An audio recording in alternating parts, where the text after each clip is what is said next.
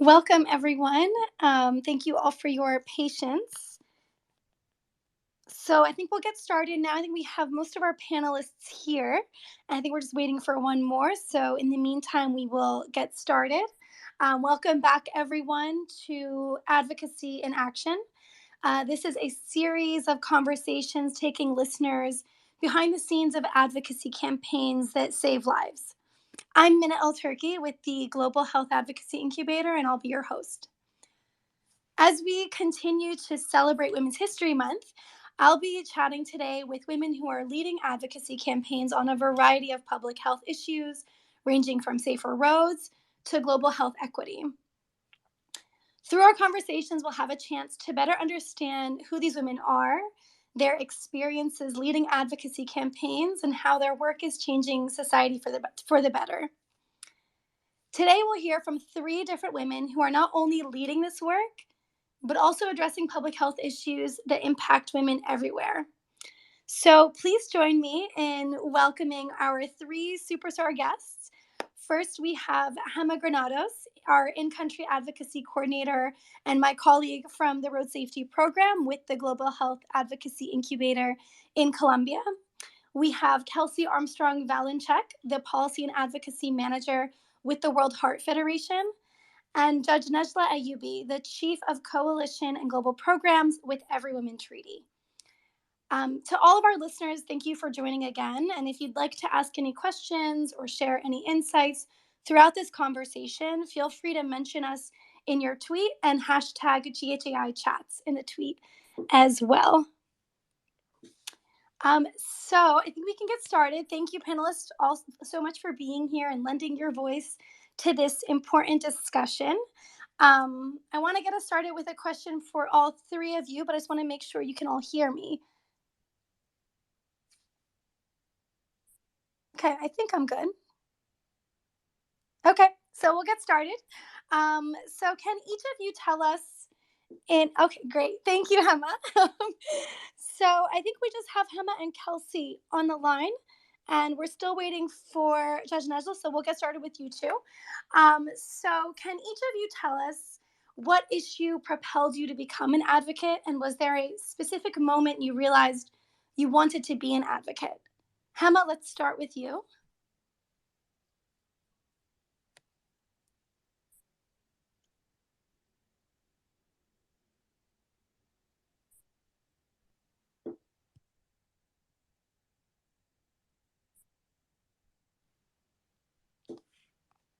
Hi, everybody. Hi, Mena. Hi. It's a pleasure to be here. Thanks for inviting me for this conversation. We're so happy to have you here. Thank you. Yes, my first job was in the Secretariat of Bogota, the main city of Colombia. I was 23 years old, and my job was as part of the communications team at the Health Secretariat of Bogota. And I was in charge of help the designing public health campaigns in a wide variety of issues: nutrition, vaccination, HIV prevention, and I immediately fell in love with public health causes.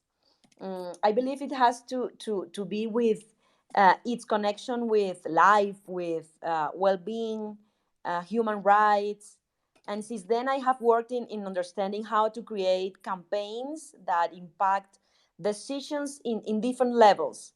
Um, Decisions made at the individual level when you decide to eat healthy food, when you decide to get vaccinated, or when one individual feel empowered to demand better healthcare attention or better laws and regulations. Some other decision that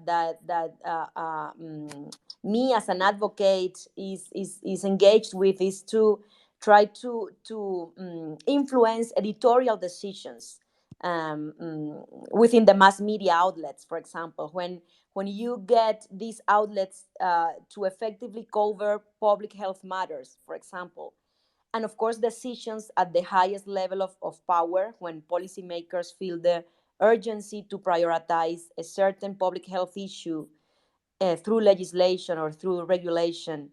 I think that that's a passion that you discover, that you have somehow the power to influence these other people that can make an impact on people's lives and on women's lives in this case. And now in our road safety program in Colombia, we are reaching all of these audiences, and we're trying to really make a change for people's lives on the roads. So being an advocate is a passion, and you have to do what you have to do to try to help and contribute to change the status of things. And public health is a passion as well. Thanks, Hema. I love what you said about public health and its connection to life and well-being and human rights, and then working with decision makers to give everyone the chance to have a healthy life. I think that's what also led me to public health as well, how it really reaches its connection to life. Thank you. Kelcey, over to you.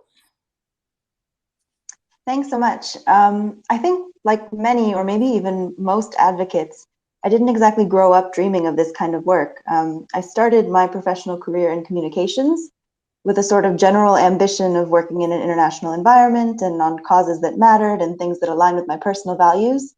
But I didn't really know which direction I wanted to take that in, whether it be, politics or health or peace building. And I would say things started to crystallize for me after I was lucky enough to get a job here in Geneva, Switzerland, working for the late Kofi Annan at his foundation. And for me, Mr. Annan will always be sort of the consummate advocate. And it was an incredible privilege to watch him work and learn about the different kinds of influence that could be exerted at the global level, and really see firsthand how international policies can be shaped for good. And he was such an incredible role model, and I really feel that I got so much from that experience that when it was time for me to move on to the next stage of my career and the next challenge, I was really determined to look for ways to get more directly involved in that policy shaping process. And now I'm really at the heart of it at the World Heart Federation. And I think, working in policy can be very frustrating because it can be very minute and detailed, but it's also such a rewarding area to work in when you can see, just what impact those policies can have at the national, right down to the patient level.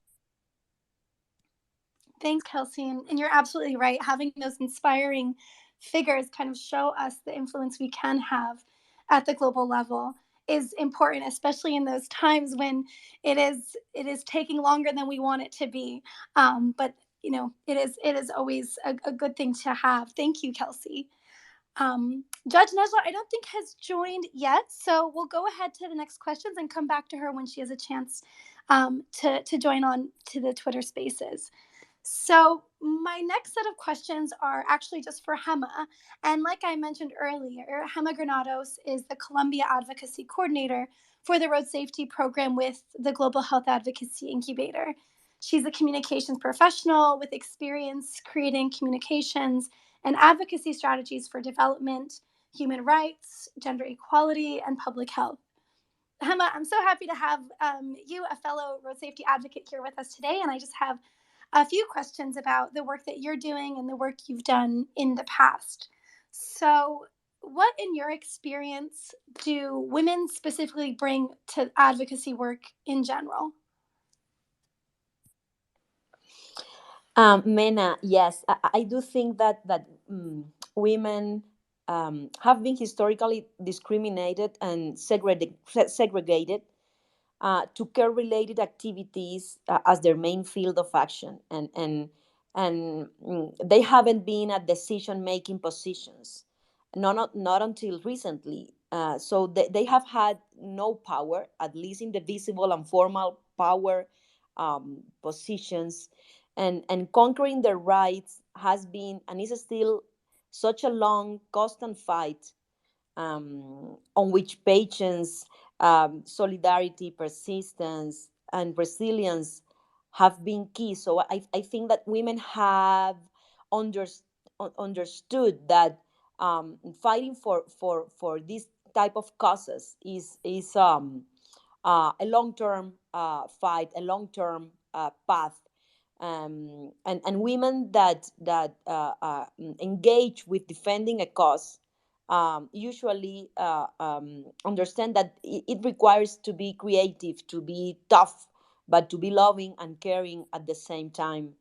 And when a woman has a cause to defend, she puts all she has and manages to get everything that is needed to make that happen.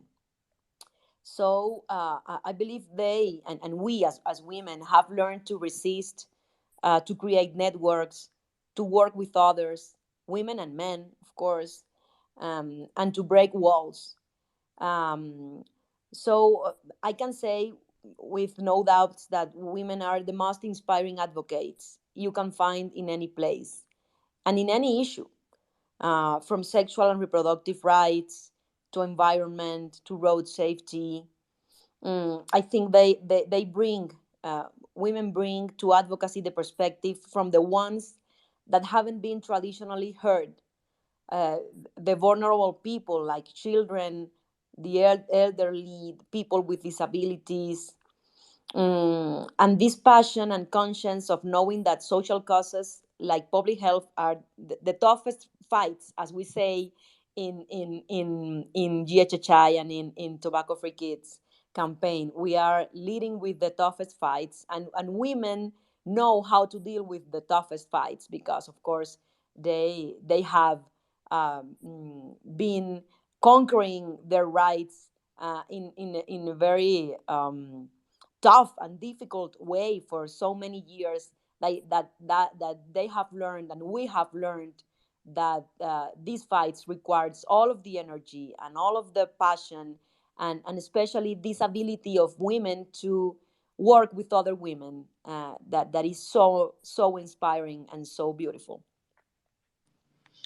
Thanks, Hema. You said something that I think was so important, that women, because we've been historically discriminated against, we haven't really had a seat at the table to help in decision making and shaping that policy. And it's only recently that that's happened. So I'm just thinking about how many policies and how many institutions can be strengthened by bringing women to the table in just this recent time, and then the impact that women have on all different areas of policies and public health.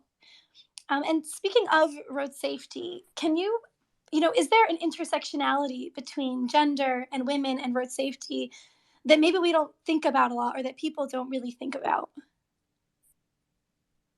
Yes, definitely, Mena. I think that roads and transport issues have been mostly led by men, and we can clearly see the results. I mean, millions of people injured, millions of people dead, air pollution, traffic congestion, etc. I believe that if women would have been participating in designing roads and making decisions on how to transport from one place to another, they would probably make better decisions in terms as the main criteria. I don't see a mom prioritizing high speed roads near to the streets on which her children would walk, for example. But road safety is still an area dominated by men. Um, and although gender perspective has been increasingly considered, in research and even in data collection, for example. And we see that institutions like academia and even the governments are making an effort to bring this perspective to understand how women are affected and are involved in the road safety issue, for example. But there's a lot yet to be explored, understood, and done, both in research and in public policy in general. For example, we are seeing in Colombia several studies dedicated um, mm, to understanding the particularities of transport used by women. And we know now that in main cities, women walk more than men every day, that they use public transport more than men. But in those spaces, they are facing risks that are particular to the condition of being a woman, like the risk to be assaulted, the risk to be harassed. And despite knowing that, because we are understanding that this is really happening, and we have the data that is evidencing this situation, little has been done to make women's displacement safer, for example, and shorter, because um, mm, uh, women in Bogota, for example, spend hours of walking every day to get to their jobs and to be back at home. Um, and on our specific road safety advocacy areas of the road safety program in Colombia, which is we are focused on improving regulations on speed and child restraint systems and vehicle safety.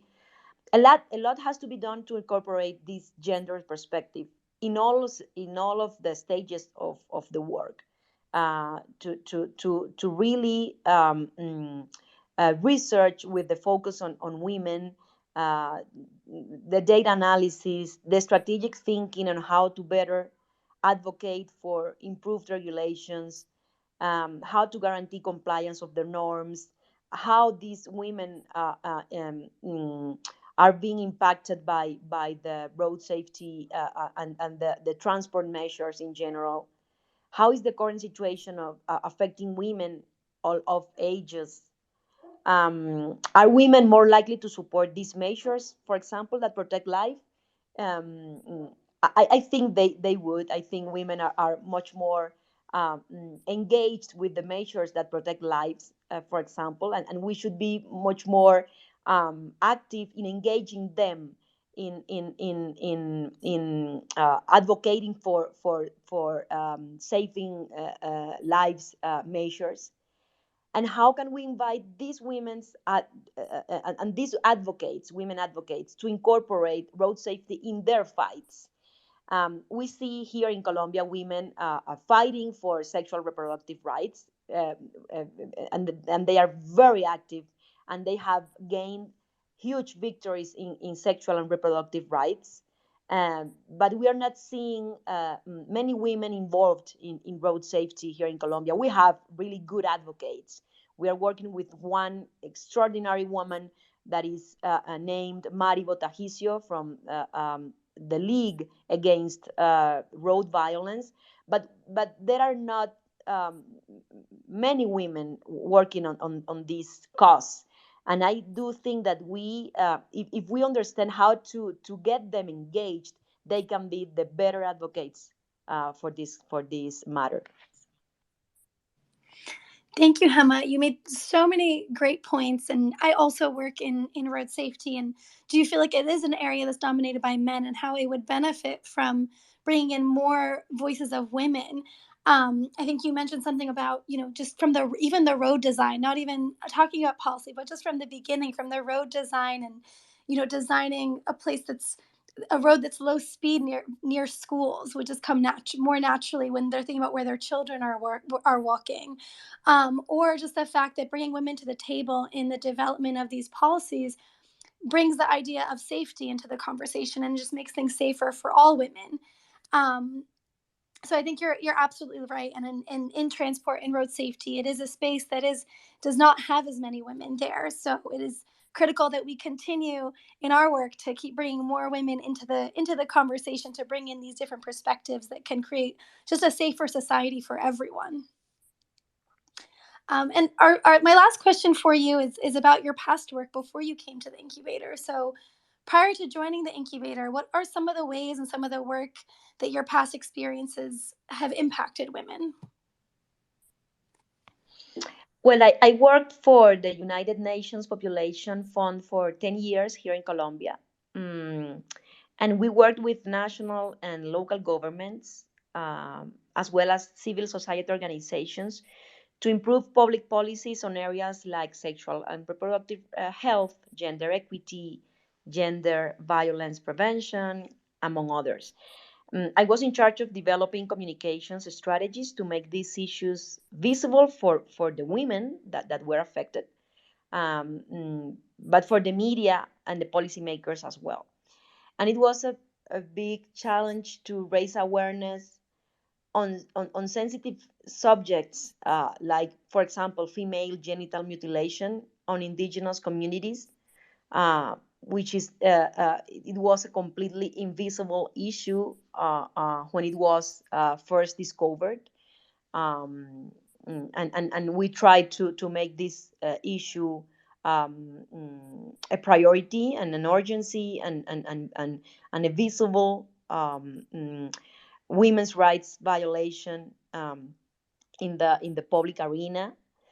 It was a very sensitive issue that we used to work on. We worked on adolescent pregnancy as well, and sexual violence related to armed conflict. So those were probably the most complex issues to communicate, both to the women affected, the policymakers, and the general public. And it demanded a lot of creativity to put these issues out there, and make them an urgent matter to attend in the middle of other priorities from the government, and a sea of content produced by the media. And you are asking about the impact and the benefits for the women affected, and that's the most important question to ask. Um, because of course, for these women that are affected by those topics, the real challenge is to guarantee that all the noise that advocates make to call attention to the problems generate effective responses from the government and from the ones that have to guarantee these women's rights and improve these women's lives. And I think that that's the question, Mena, that we as advocates have to and should ask: how all of this action that we are doing ultimately benefits people. It is really Is it really impacting people's lives? In road safety, for example, it's like the unique question that you have to ask for yourself when you are designing a program or evaluating the success of your action. Is all that we are doing now helping save lives? Even if you can't measure the impact now, you should be able to understand if these strategies, these actions, these decisions that we as advocates are making are helping to the ultimate goal, which is saving lives, saving these people's lives. Because there are so many links in the advocacy chain. You have to do media advocacy, and you have to do research, and show evidence, and have data, and you have to generate public awareness, and you have to reach the policymakers. And there are so many action areas on which you have to be involved, that is easy to get in stuck in one of these links. And if you have the clarity that the ultimate goal is to impact people, and in this case impact women, it is a good way to focus your action. But of course, we know that we are contributing with one part of a very complex issue, but that the question and these indicators of impacting women should be at the heart of the execution of the programs. Thank you, Hema. That past work that you discussed is truly incredible, and I can't even imagine how creative and sensitive you have to be when creating communication strategies around those issues that you described. I also love what you said about, as advocates, we have to ask ourselves, how is what we're doing helping people, and not only in the beginning of the campaign design, but throughout the campaign, because you're absolutely right. There's so much to do and so much that happens day to day that we get lost. And I think coming back to this question about, how are we helping people? How are we helping women? How are we helping those that don't have a seat at the table? And having that realign our work and keep us focused. Thank you so much, Hema. I'm going to turn things now to Kelcey. And for those of you just joining, Kelcey Armstrong-Walenczak is the Policy and Advocacy Manager at the World Heart Federation. She is passionate about promoting gender equality. She co-chairs the task force on women in NCDs, and in her spare time, she provides pro bono consulting to progressive women running for political office. Kelcey, welcome again. It's so great to have you here. Thank you so much. I'm so glad I can be here in this really exciting conversation. Thank you. So, Kelcey, can you tell us why it's important for women to be advocates and to become leaders in advocacy spaces? Sure. I think I would have to start by just echoing a lot of what Hema has talked about. She's made some excellent points, and I completely agree. I think on top of that, I would maybe make two additional points. One is that it's hard to be what it's hard to see. And by that, I mean that without prominent role models in this advocacy space, it's going to be difficult for younger girls and women to view this as a viable and attractive career option. I mean, there aren't exactly a lot of educational programs out there which are targeted towards would-be advocates. And for many people, the kind of concept of advocacy or the idea of, lobbying, as some people might consider it, is almost a dirty word.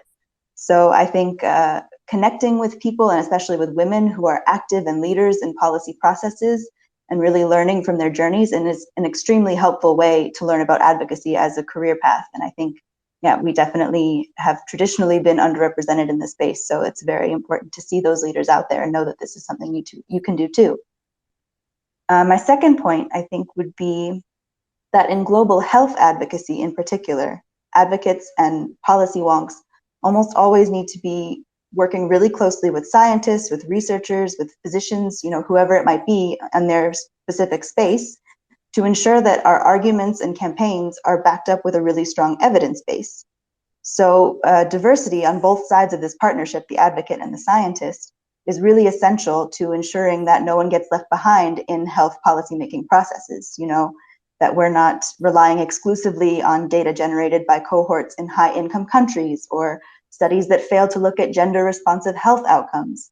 So I think it's clear that we need women taking the lead in these spaces, but we would also need strong geographic diversity and a range of backgrounds and experiences at the table if we want to be producing good policy.